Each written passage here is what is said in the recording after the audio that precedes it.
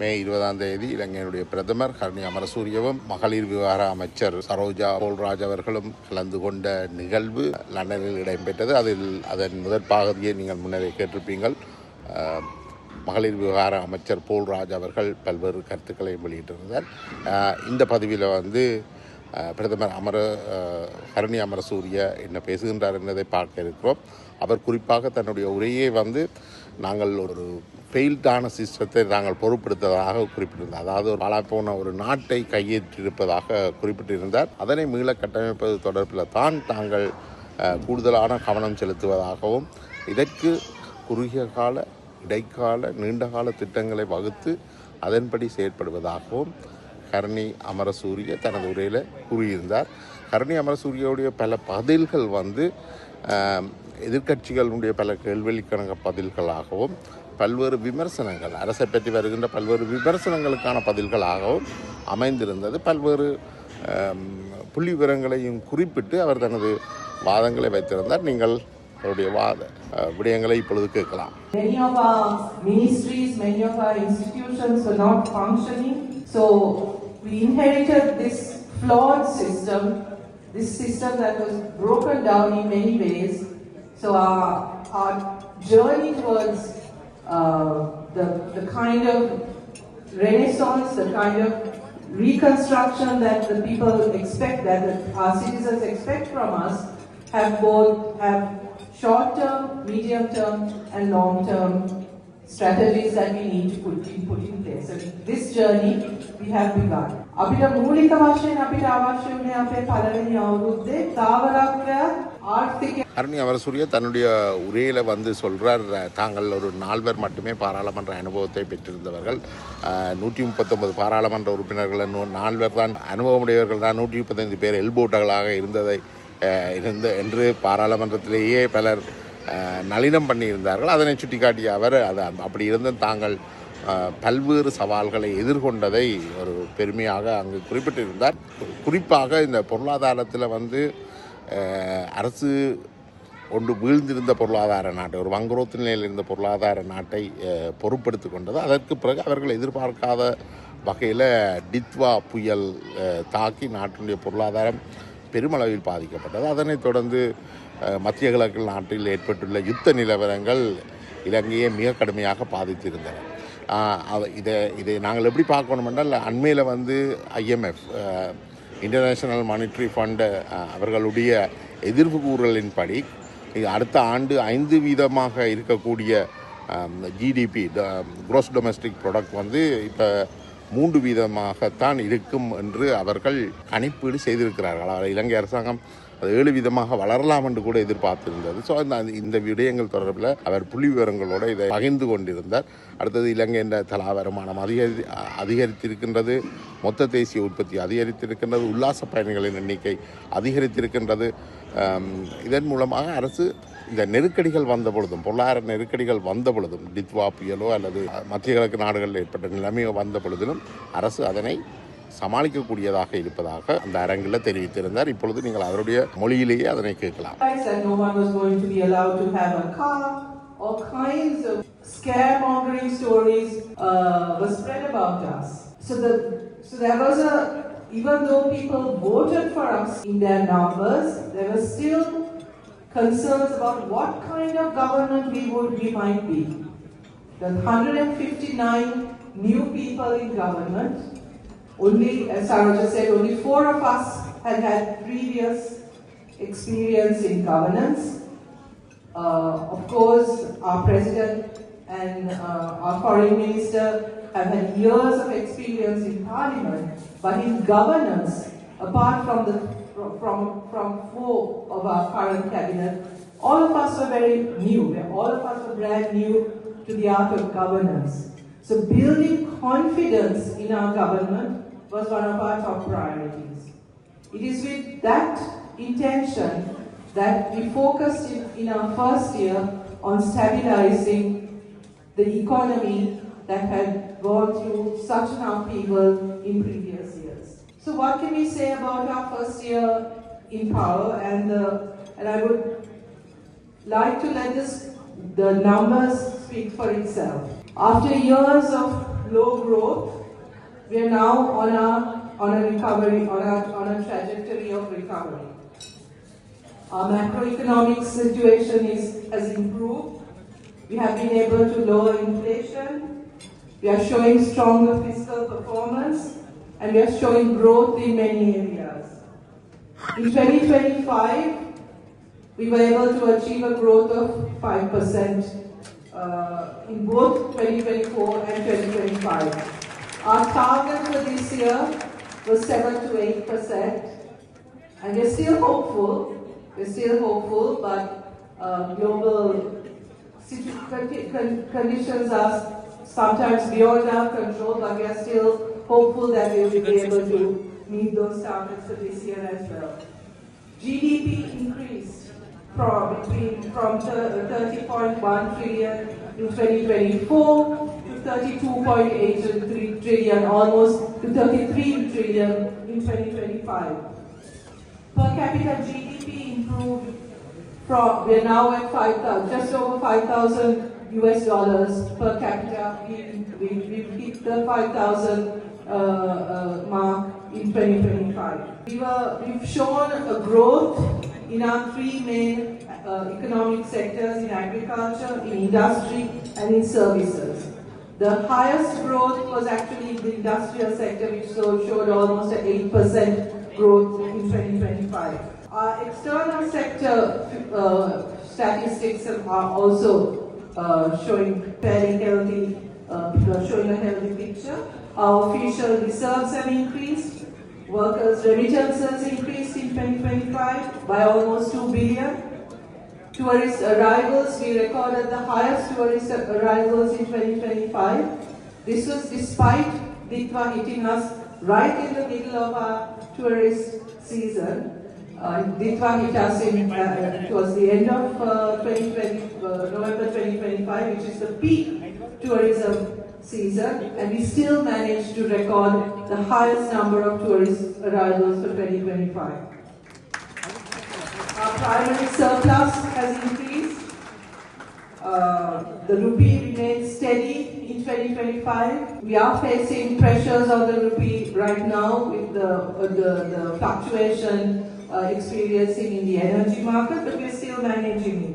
Budget deficit narrowed from 6.8% of GDP to 2.3% in 2025. Our primary surplus improved. Our government debt declined from 95% of GDP to 91%. So we managed all this while we paid our debts as well. So these are just some of the statistics that I can share with you to say that in 2025 we were able to bring a degree of stability to our economic sector. And this stability is what has helped us to deal with two crises back to back that we had to face. First, Cyclone Ditwa, and I take this opportunity to thank all of you for the enormous support that you showed in contributing to the Rebuilding Sri Lanka Fund. Thank you so much for your support. That support goes beyond the money that you donated. Your trust, your confidence in our government is what has given us the biggest strength to face what was a devastating event in our country in a very unexpected way. So let me tell you a little bit about our Ditwa recovery. We were able to make sure that every displaced family received a grant within 2 weeks based on the level of damage their house, especially that people experienced with housing.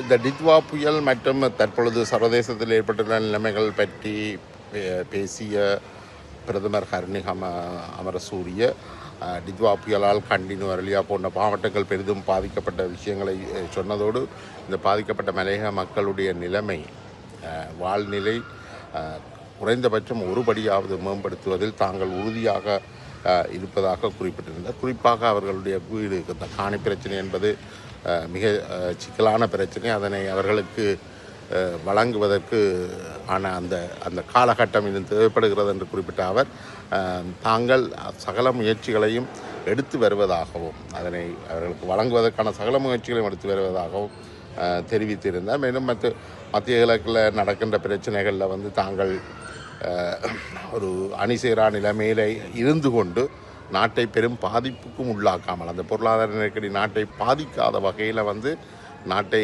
நகர்த்தி செல்றதுக்கான முயற்சிகளில் வெற்றி பெற்றிருக்கிறதாகவும் அவர் குறிப்பிட்டிருந்தார். எரிபொருள் விலைகளோ இணையவைகளோ மக்களை பாதிக்காத அளவில் அரசாங்கம் பல்வேறு நடவடிக்கைகளையும் எடுத்து வருகிறது என்பதையும் குறிப்பிட்டிருந்தார்.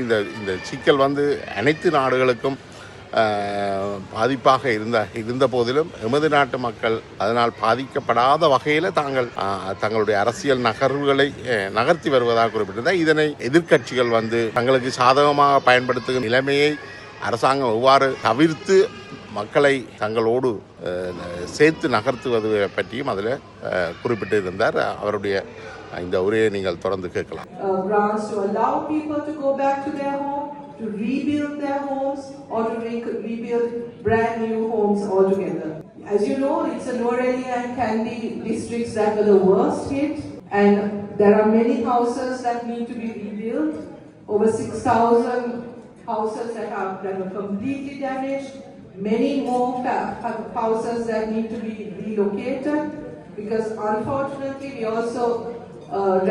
also had to face the fact that most of the people who were affected by Ditwa were families and communities living in some of the most precarious conditions you could think of, in terms of location and in terms of their livelihoods as well. So some of the poorest, some of the most marginalized, some of the communities that were living in conditions were the ones who really felt the most damage from Cyclone Ditwa.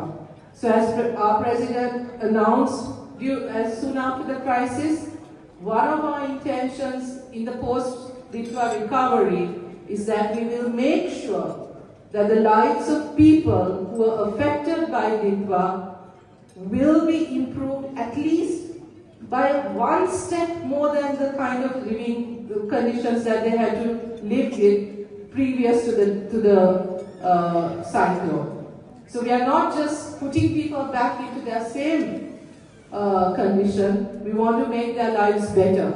So our intention is not just to rebuild, but to rebuild better. So this is why, with regard to the housing, we are making sure that people do not go back to unsafe locations, that better, safer locations are found for them. This is time consuming. I don't need to tell you that land is a highly complicated issue in Sri Lanka. Finding land, freeing up land, all of this takes time. Validating people's ownership over property is a complicated procedure. But we are doing all of this, and we are making sure that people will be able to go back to proper housing within this year. So in addition to the housing program that we've launched throughout the country, we have a special housing program for those affected by Ditwa. Also, the roads and railways were badly hit by Ditwa, particularly the railway line up country from Colombo to Kandy. We've managed to recover much of that. We still have a stretch from Kurunangal onwards to Kandy which needs to be repaired. But again, we are rebuilding better. We are making sure that the railway lines are safer, that the embankments are safer, so that we will be able to withstand such events in the future as well.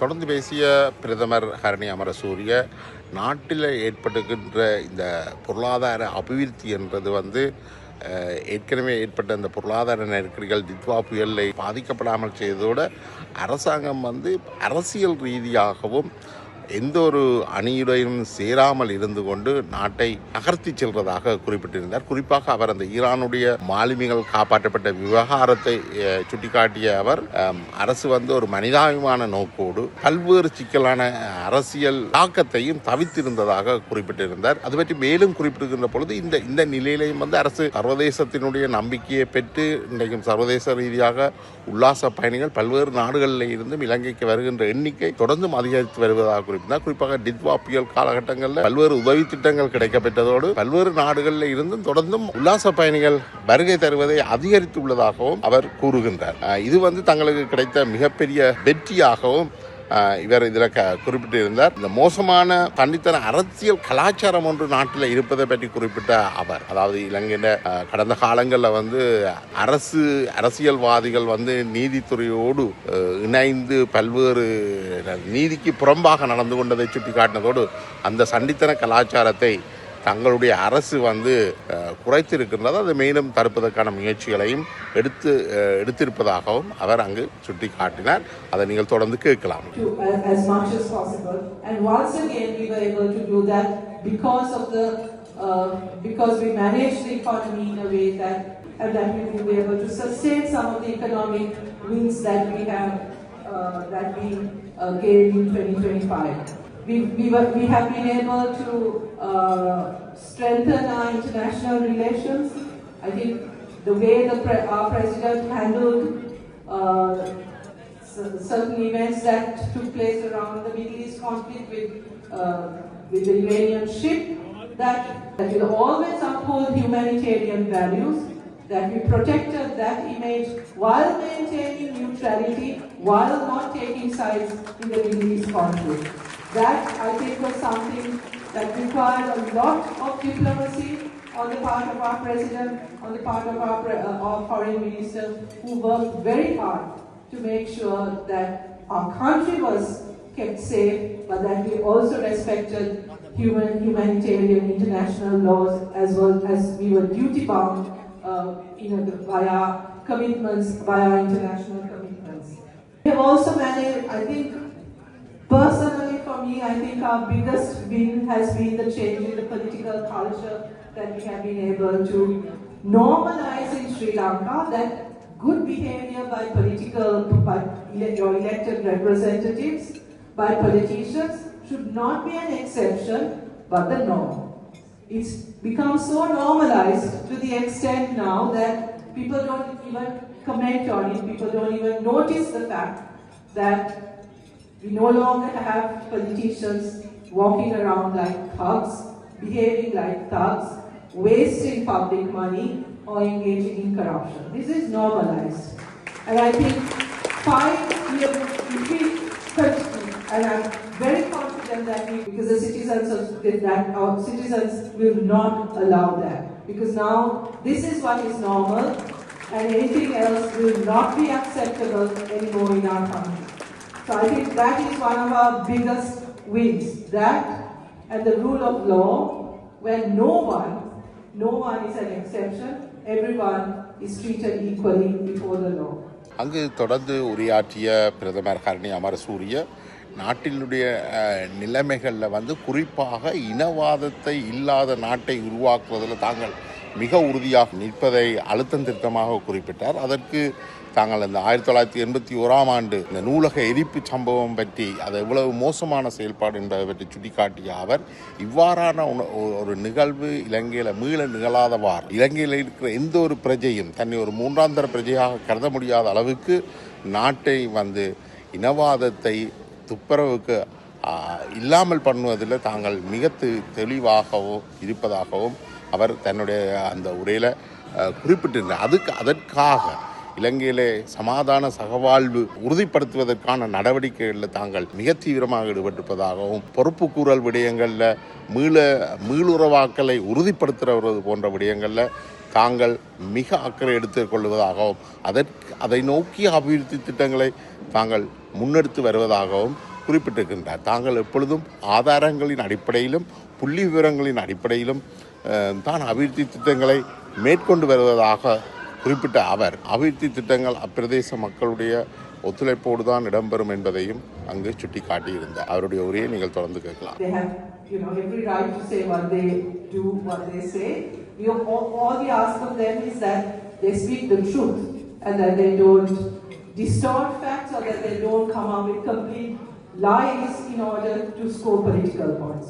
As a responsible government, we expect the opposition to be critical, to show us when we are going wrong, and to provide that critique that is necessary in a democracy. As you know, this is the first time that we have had a transition of power of this scale without any incidents of violence, no incidents of violence or ethnic or racism or ethnic rivalry happening over the period of 1.5 years. Even today, as we speak, the president is in the eastern province, in Batiklo, where he opened a library, a public library in Batiklo. We know that we will never be able to reverse what happened in Jaffna or erase the memory of what happened in 1981 to the Jaffna library. That we can never recover. But at least we can make sure that that never happens again. And we can make sure that libraries of that scale, of that nature, that we will protect and that we will build in every part of the country. That is our pledge, and that is our pledge to make sure that incidents of that nature will never again be tolerated in our country. So we are very conscious of the mandate that we got for reconciliation, especially from the people of the North and East. We are very conscious of the work that we have to do to win the trust of the people who voted for us and to make sure that the reconciliation efforts that we have undertaken will continue to strengthen as we go along, and that no citizen in our country will ever feel that they are second-rate or that they are third-class citizens ever again. And that whatever development projects we undertake according to need, we undertake according to evidence, we undertake according to facts, so that they reach the areas that are most worthy and deserving of such interventions rather than simplistic personal political agendas. இந்த நிகழ்விலே கலந்து கொண்ட இருவருமே பெண்கள் என்ற அடிப்படையில் ஒருவர் பிரதமர், நாட்டினுடைய பிரதமர், அடுத்தவர் மகளிர் விவகார அமைச்சர் என்ற அடிப்படையில் அவர்கள் பெண்கள் விஷயங்கள் தொடர்பில் கூடுதலான அக்கறை செலுத்தி வருகின்றார்கள். இந்த அடிப்படையில் அவர் அண்மையில் குறிப்பிட்ட ஒரு கருத்து என்னென்றால், சமூக பிரச்சனை தாங்கள் மிக கவனம் எடுத்து வருவதாக குறிப்பிட்டார். இந்த சமூக பிரச்சனைகள் பல்வேறு வழிகளிலும் எழுகின்றது. அதில் குடி, மதுபானம் போன்ற பிரச்சனைகள் ஒரு முக்கிய பிரச்சனைகளாக இருக்கின்றன. அதனைத் தொடர்ந்து பெண்கள் வீட்டில் வன்முறைகள் அதிகரித்திருக்கின்றது, கல்வி நிலையங்களில் பெண்கள் அதிகரித்திருக்கின்றது, வேலைத்தலங்களில் பெண்களுக்கு எதிரான வன்முறைகள் அதிகரித்திருக்கின்றன. இந்த விடயங்களில் தாங்கள் கூடுதலான கவனம் எடுப்பதாகவும் அதிலிருந்து பெண்களை பாதுகாக்கின்ற நடவடிக்கைகளில் தாங்கள் தீவிரம் காட்டி வருவதாகவும் குறிப்பிட்டிருந்தனர்.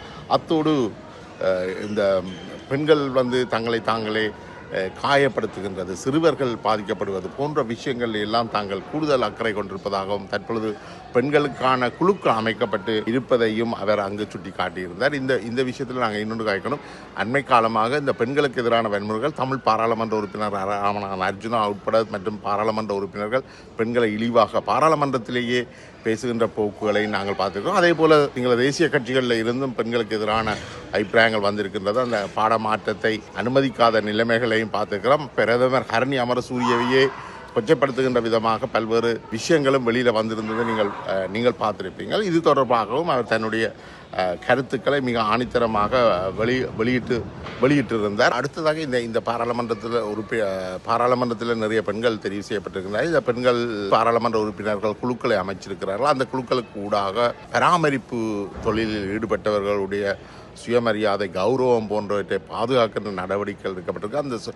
அந்த பராமரிப்பையும் அவர்கள் குடும்பத்திலே செய்கின்ற அந்த பராமரிப்பை கூட அதுக்கு ஒரு வருமானம் என்ற அளவில் அது பார்க்கப்படுகின்றது போன்ற விஷயங்களையும் அவர் அதில் சுட்டி காட்டியிருந்தார். குறிப்பாக ஒவ்வொரு 13 வயது சிறுவர்களுக்குமான அந்த அடிப்படை கல்வியை வழங்குவது, அதற்கு மேற்பட்டவர்களுக்கான தொழிற்கல்வியை வழங்குவது, சுகாதாரத்தில் வருமுன் காப்பு நடவடிக்கைகள் போன்ற பல்வேறு அம்சங்களையும் தாங்கள் எவ்வாறு தங்களுடைய கொள்கை அமைப்புகள் நகரப் போகிறது என்பதை அங்கு பிரதமர் ஹரணி அமரசூரிய தெளிவாக வெளிப்படுத்தி இருப்பதை காணலாம். அவருடைய உரையிலேயே நீங்கள் பார்க்கக்கூடியதாக இருக்கும்.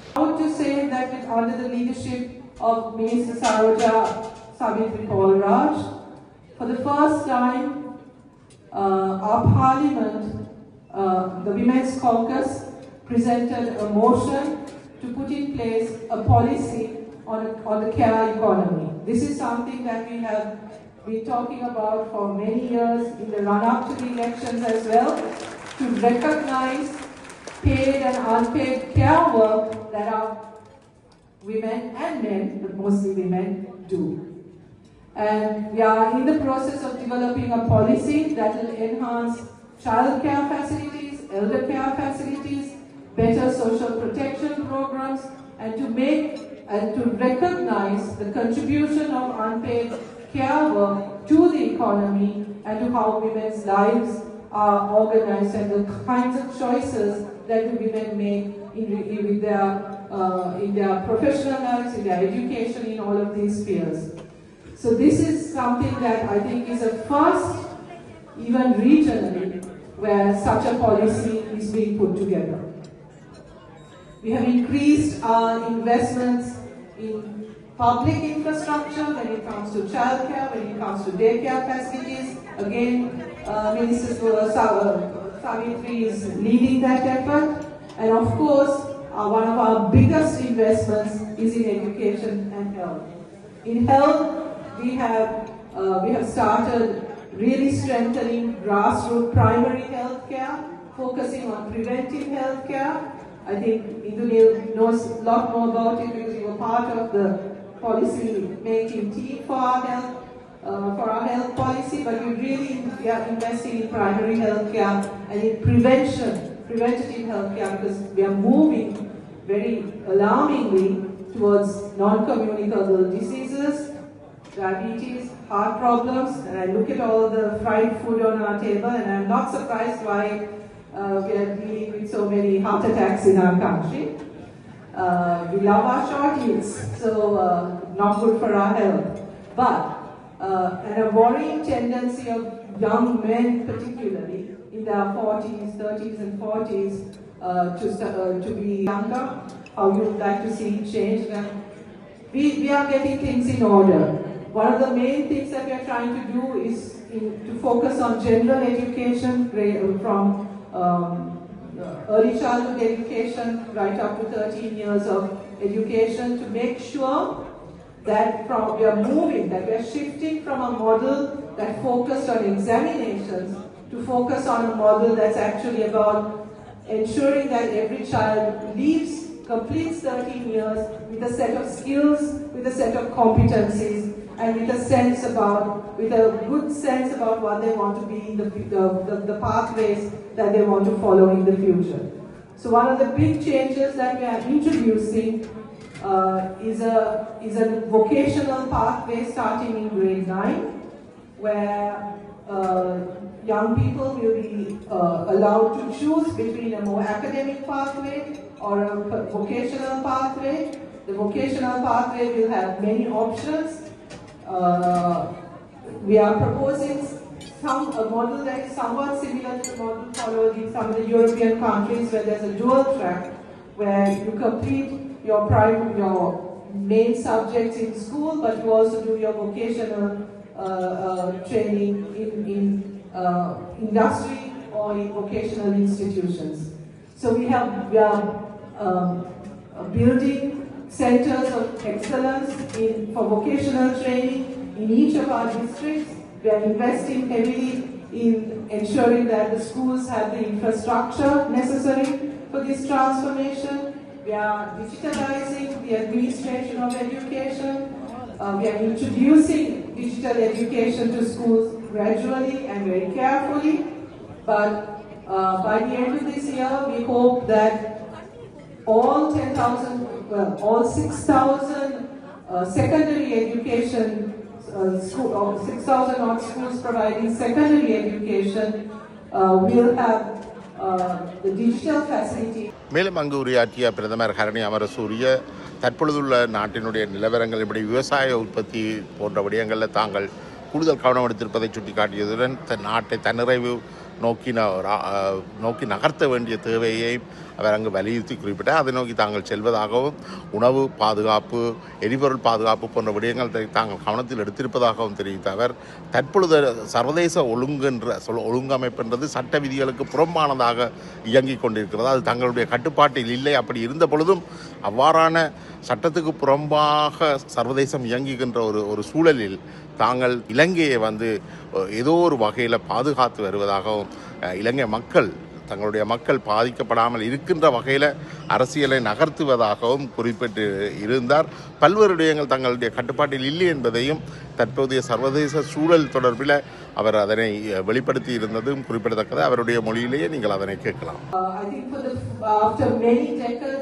In the agriculture sector, farmers got their fertilizer on time. They were assured of a proper price when they sold their paddy. The consumer was protected by a standard price for rice. We were self-sufficient in rice, despite the cyclone, despite everything that we had to deal with. We were self-sufficient. Harvests have not been delayed. Our production has not reduced. Government Paddy Marketing Board has started buying paddy again, enabling us to bring some measure of control into the prices that have been fluctuating so much in the last several years. We are also looking at ensuring that that food security remains a paramount priority for the government in how we are planning, not just how our farmers are looked after, but also how the consumer is protected. And there are weekly meetings of the Food Security Committee that make sure that there is a consistent supply of all the essential food that the country needs despite any crisis. But there's a lot more to be done. And this is just the beginning. Like I said, while we are dealing with the issues as we go along, our intention is to build, and this is what you wanted from us, to build proper systems.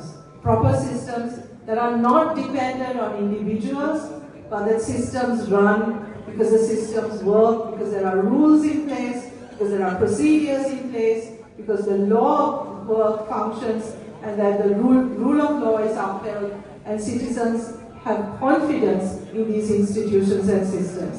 This is our larger project. அமரசூரியோட கேள்வி நேரத்தின் பொழுது சில கேள்விகள் எழுப்பப்பட்டது. அதில் ஒரு கேள்வி நீங்கள் ஒரு விஷனோடு பார்வையோடு பிரச்சனைகளை அணுகுகின்றீர்களா, அல்லது பிரச்சனையை அணுகின்ற பொழுது உங்களுடைய பார்வைகளை அமைத்துக் கொள்கிறீர்களா, நோக்கங்களை உருவாக்கி கொள்கிறீர்களா என்று கேட்கப்பட்டது. அதற்கு பதிலளித்த அமரசூரிய பிரதமர், நாங்கள் ஒரு குறித்த விஷனோடு தான் ஆரம்பிக்கின்றோம். ஆனால் இருந்தாலும் பிரச்சனைகள் என்று வருகின்ற பொழுது பிரச்சனைகளை அதனை தீர்த்து வைக்க ஆரம்பிக்கின்ற பொழுது அதன் மூலமாக நாங்கள் எங்களுடைய பார்வைகளையும் மாற்றத்தை ஏற்படுத்திக் கொள்கிறோம். இது கிட்டத்தட்ட ரெண்டும் கலந்த ஒரு முறை என்றதை அதில் அங்கு குறிப்பிட்டிருந்தார். அவருடைய உரையின் மிகுதியை அவர்களிடம் கேட்கப்பட்ட கேள்விகளுடைய ஏனைய பதில்களை நீங்கள் இப்பொழுது காணலாம்.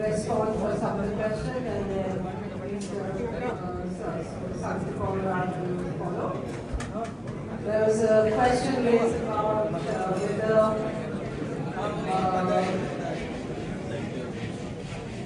I think the question, the way I understood it, was whether you start with a vision or you start when you want to reform and you have a vision for reform, or you sort of start addressing problems. That seemed to be the kind of crisis management.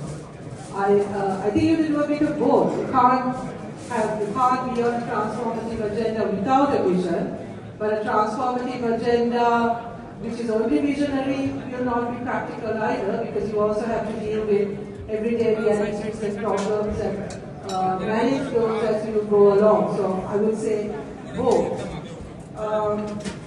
There was a question about paid and unpaid care work.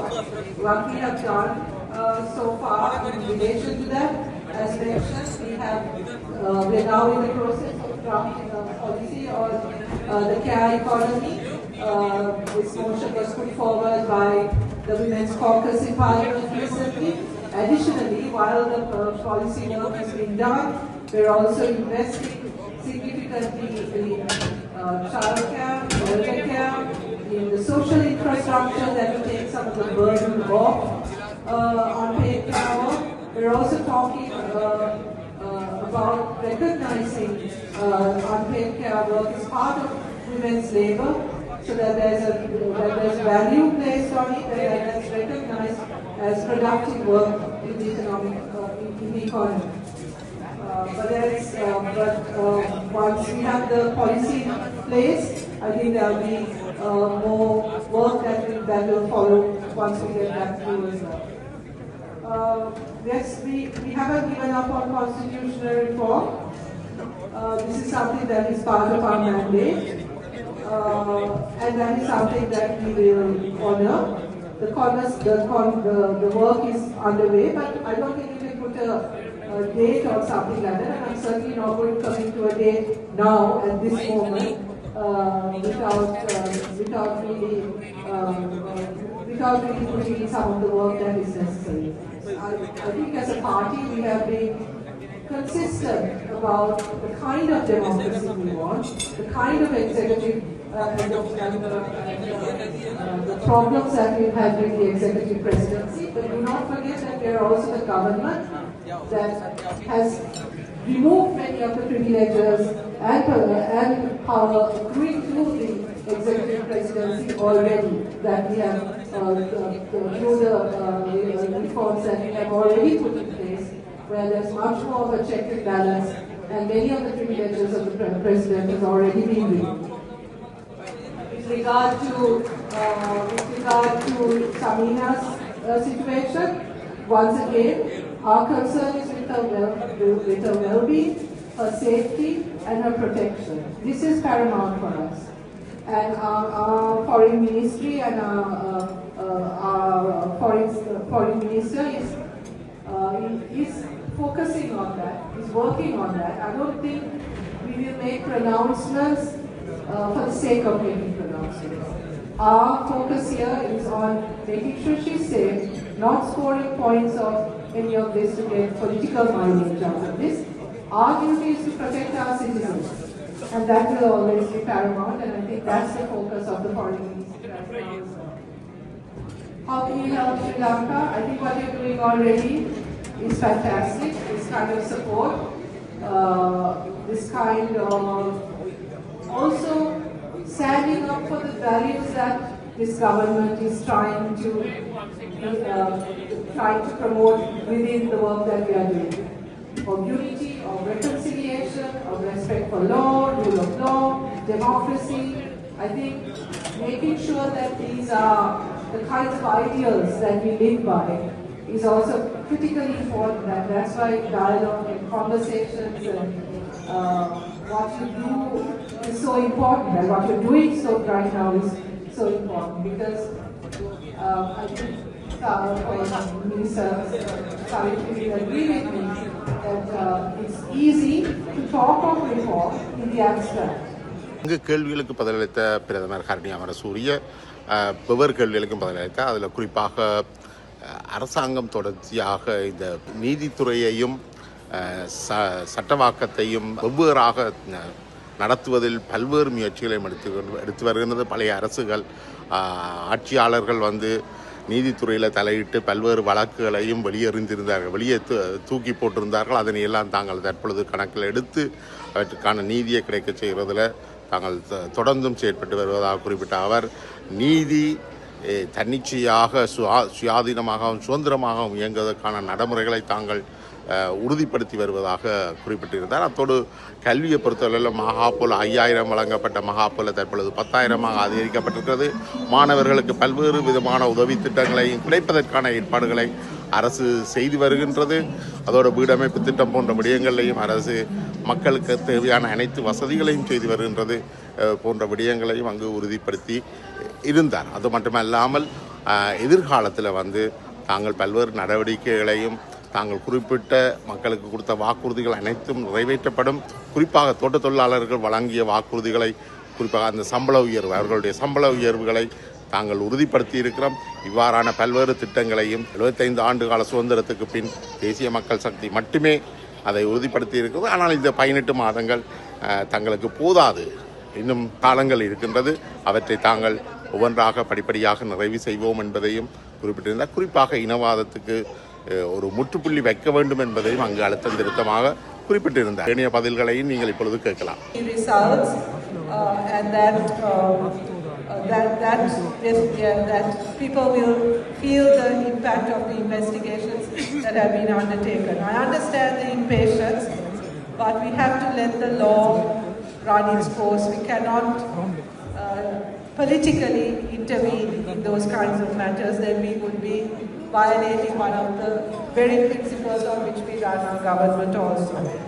The issue of tourist visas, I understand the issue. I think we are in the process of really analyzing the tourist numbers and coming up with schemes in which we can make it easier. There are some countries where we have mutual agreements where we provide free visas about mutual agreement. I don't know whether the UK can do that, but certainly we are looking at the numbers and we are trying to make the system easier for everyone. Thank you. Student loans, as you know, education up to undergraduate level is free in Sri Lanka. However, there are students who struggle with costs even though they don't have to pay for tuition and hostels and meals are subsidized. Still there are students who struggle. We have scholarship schemes within the public universities for students based on need and also on merit. The Mahapola Scholarship is one such program. Our government doubled the amount of the money that each student gets with Mahapola. When we came in, the Mahapola Scholarship was 5,000 rupees a month. Now we've made it 10,000 rupees a month. So we continue to look for ways in which we can provide better support for students. We do have a scholarship scheme / loan scheme for students studying in the non-state sector, in approved non-state sector higher education institutions.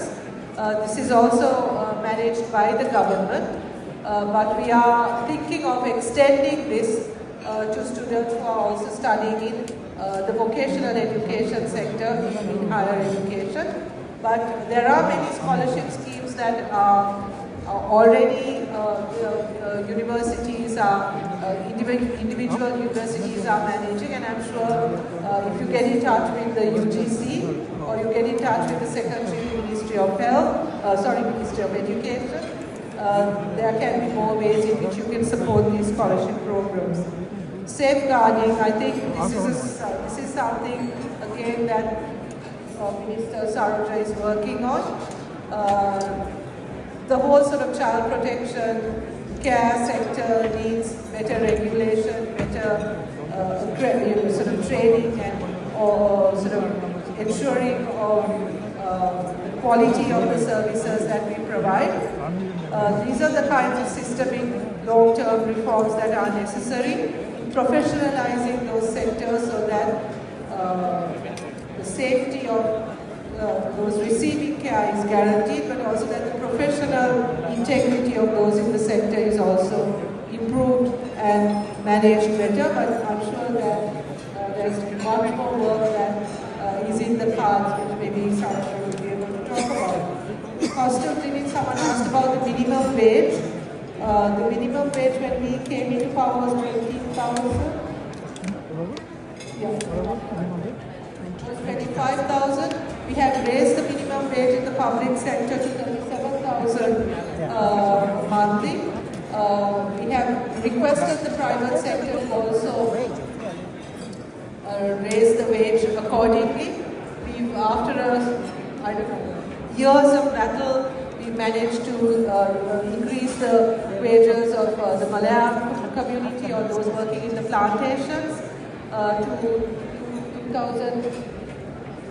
1,750 rupees a day. This is a battle that had gone on for many years and that we finally managed to implement this year and ensure that plantation workers receive 1,750 rupees a day.